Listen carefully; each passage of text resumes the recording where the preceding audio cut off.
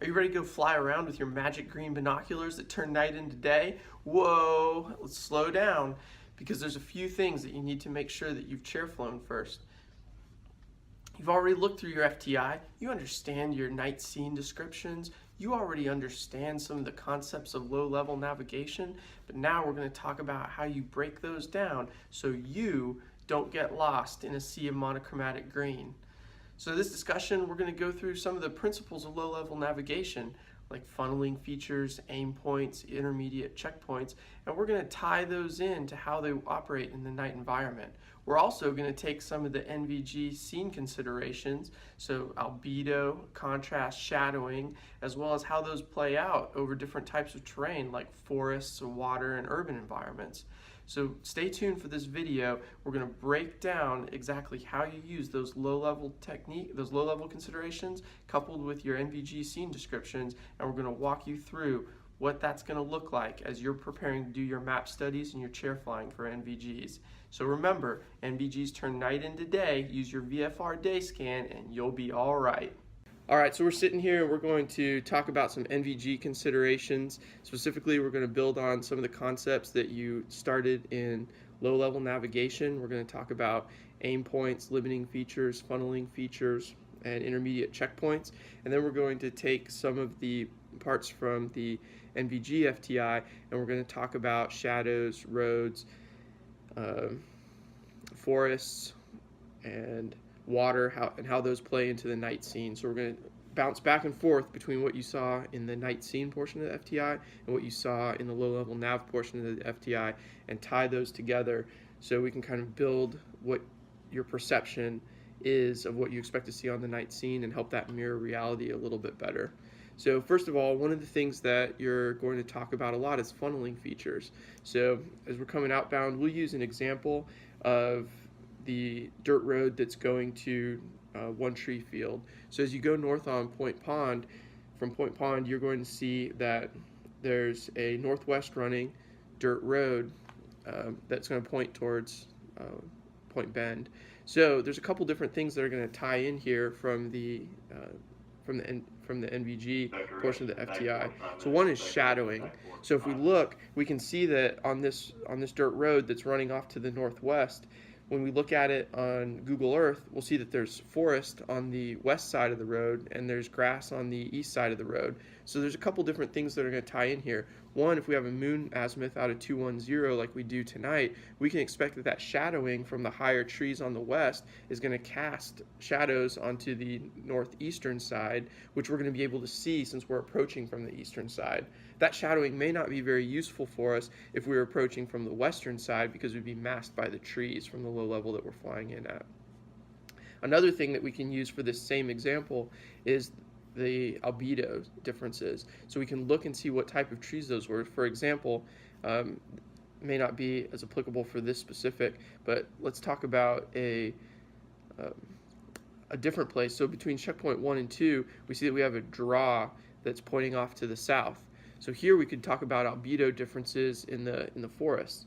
So if you're looking at fall like we are right now, deciduous trees don't have a very high chlorophyll value. However, the coniferous trees or the grass that you might see around further away from that water feature do have a higher albedo value. So we could expect to see a dark line forming the V for our draw, whereas we could see a more reflective or higher luminance off the higher albedo values surrounding that draw, which would help point it out.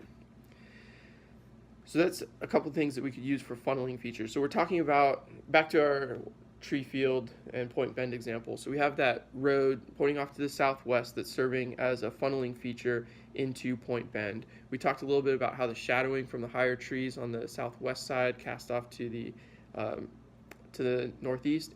And then another thing is the road. So the FTI is going to talk about albedo differences with roads and the ground around them.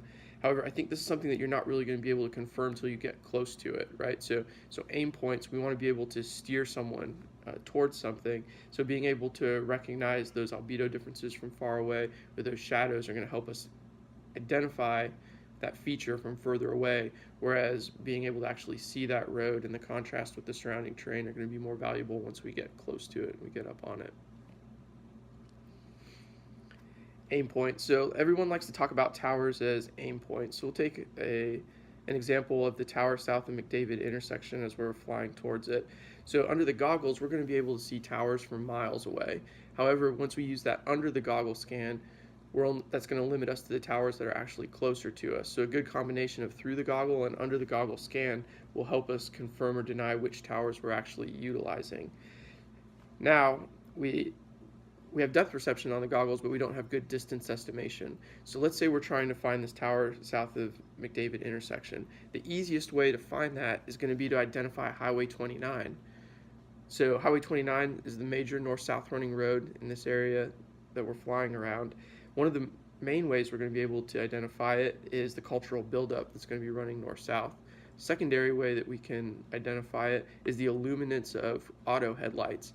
So when we're at a low level further away, we might not see the luminance from the headlights on a major road. However, you will see the illuminance from those cars traveling north-south as that luminance from the headlights reflects off the nearby trees, providing illuminance that you're going to be able to see for a long ways away. So identifying Highway 29, we can now look north-south and we can see the contour of that road from a long ways away, identifying significant bends, and that's going to help us narrow down where our actual tower is that we're expecting to see.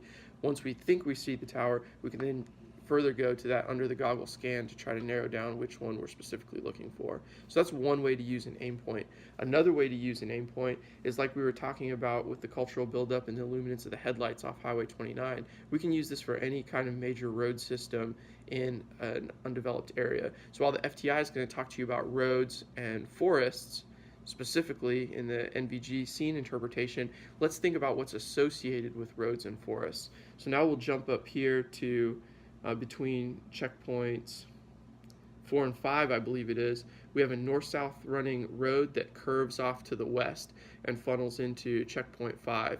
So while the FTI is going to talk to us about the albedo of the forest, which is going to be brighter during the springtime and then darker during the fall time due to the chlorophyll levels in the leaves, and then contrasted with the albedo level of the road, which is going to remain constant year-round, we can use this as an aim point further away by just thinking about the associations there. So a lone road in a largely unpopulated area, it's probably going to have our only cultural development. So if we're looking for cultural lighting that makes a north-south pattern and goes off to the west, that's going to help us find this road, and more significantly, any significant turns in it that we can utilize as an aim point from far away. So we take not just the road and the forest, but think about what's associated with those things. Rivers, the FTI is going to talk to us about water features and their reflectivity, but what's another commonality of rivers? People aren't going to build their houses on a river, right?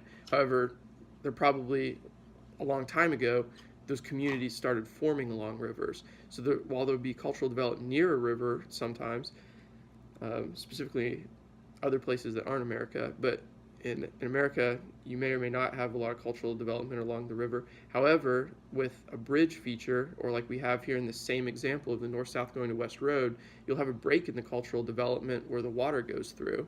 And so that can help, once we identify our road, we can further refine our aim point by looking for the break in that cultural development, which is probably going to tell us where our river's going under it, and we could likely assume there to be a bridge.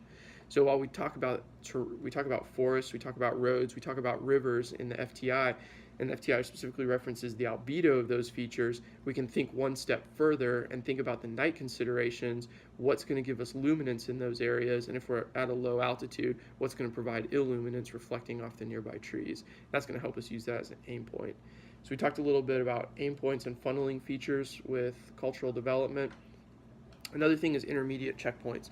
When we're talking about intermediate checkpoints, one of the things that we're looking for a lot of times people will talk about the timing associated with the intermediate checkpoints. However, we're flying 90 knots. Like, you're not going to get lost fore and aft. Like, this thing's not Airwolf, right? So the biggest thing with the intermediate checkpoints is where am I laterally as I cross those intermediate checkpoints. So if I'm going to pick an intermediate checkpoint, don't get too fixated on, am I going to cross this at 1 minute and 30 seconds or 1 minute and 35 seconds? Think about, where am I going to cross this left or right? So for example, let's utilize an intermediate checkpoint coming out towards from checkpoint 1 to checkpoint 2, the same draw we talked about earlier, the contrast in the deciduous trees with the coniferous trees and the grass. And so let's say that we're going to use that as an intermediate checkpoint. I'm not so worried about am I crossing that draw like right at a certain minute, second checkpoint, but I do want to think about, hey, am I crossing just north of that draw, right over the draw, just south of the draw? So as I'm en route to my next checkpoint, I can readjust my course to move north or south and get back on course before I reach my next checkpoint.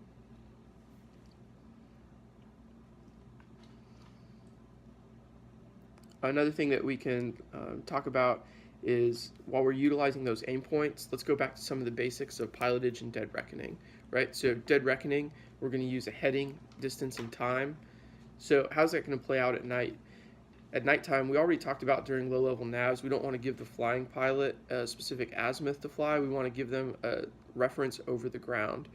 However, whereas distance might have been super valuable during the daytime, we now lost our ability for distance estimation. So already during the daytime, you have difficulty with, am I actually giving the correct distance to the flying pilot? Now at night, you have very little opportunity to estimate the correct distance. So we can start juxtaposing timing in that. If we have timing tick marks on our map and we can readily identify something that's a minute ahead of us, 2 minutes ahead of us, you can then use that as a talking feature as we turn dead reckoning into pilotage. So what do I mean? If you look and you see that, for example, I'm at a certain checkpoint and there's a very relevant bend about a minute, minute and a half ahead of me, then I, as the navigating pilot, can say, call contact on the bend, 1 minute in front of us where the road veers, the road that we're funneling veers off to the north. They call contact, well, that's approximately a minute ahead of us. Our checkpoint is going to be 3 minutes ahead of us. So now I can utilize that relative distance over the ground to start filling in the gaps that I lack with distance estimation. Also with the dead reckoning, while the navigating pilot is going to be able to have an azimuth to back him up, he's going to have to be more vigilant about giving the flying pilot aim points to look for over the ground. Utilizing that timing method is one way that you can help start pushing out to a specific point for the flying pilot to use as an aim point. Another thing with taking pilotage and integrating dead reckoning skills with it, so we can utilize the fingers above and below the horizon. However, recognize the fact that you are going from your 188-degree field of view down to a 40-degree field of view with the goggles. So a lot of those things that we were referencing against the horizon now, we need to be much more articulate about when each of the pilots are under the goggles. So another thing that's super valuable for aim points, you got to realize that the things that we see during the day aren't necessarily going to be super visible at night. So a great example is checkpoint 3 on the green route. So as we're coming from checkpoint 2 and the non-flying pilot tells the flying pilot make a slight turn to the right, back up heading 1 o'clock or so, during the daytime, those 2 white silos were super visible. Everybody saw those on their green route and you were able to aim towards those and then cheat just north to refine your view of checkpoint 3. However, nighttime, it becomes very important to start looking for some other things that you're going to be identified from further away. So if we take those checkpoints and we start looking at them on Google Earth, cultural developments are one big giveaway whenever we're flying on goggles. It's going to really help us. So if we look at that same checkpoint under Google Earth, we can start seeing that there's a lot of cultural development around the checkpoint itself. So rather than having the silos or the grain elevators or the train tracks that we had during the daytime, at nighttime, we can start looking for that cultural development to give our initial steer to the flying pilot. And then once the flying pilot makes that initial steer to the cultural development, you haven't talked onto that, you can then start off the cultural development trying to reference those other things that you wanted to use. Funneling features still work very well, so we have our aim point of the cultural development for checkpoint 3. Now let's think about some funneling features. So we've got the road coming east-west that's feeding into it. Once we have our cultural development, we could start looking for traffic along that road, other buildup along that road, and then start trying to refine our view into where we're actually trying to go.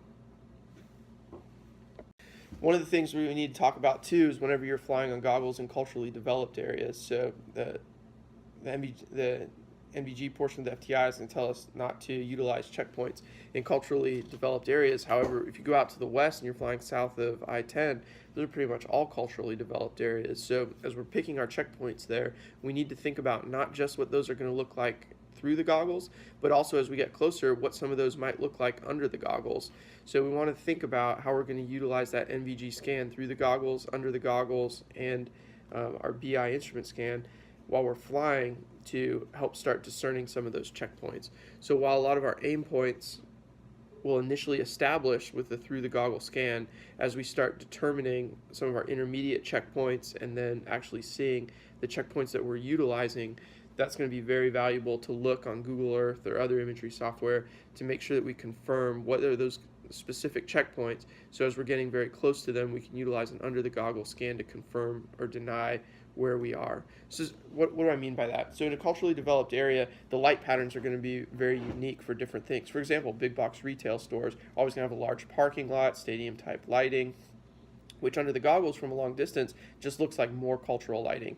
However, as we start getting closer, we're funneling in based on some road or other linear feature. As we get closer, we can then start breaking out some of those unique lighting patterns we anticipated seeing, scan under the goggles to confirm the color of the lighting. So a lot of big box retail has very unique colors, right? So Walmart's blue, Publix is green. So a lot of times if we have those planned out ahead of time, that under the goggles scan, the unaided portion can pick up some of those key colors. This will help confirm or deny the intermediate checkpoints or the actual checkpoints that we were trying to find.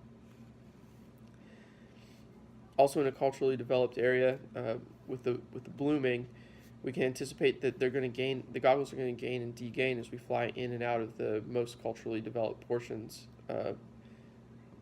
For example, let's say you have extremely bright lighting from some portion of your NVG scene in your field of view. However, your checkpoint is still lit but not as lit.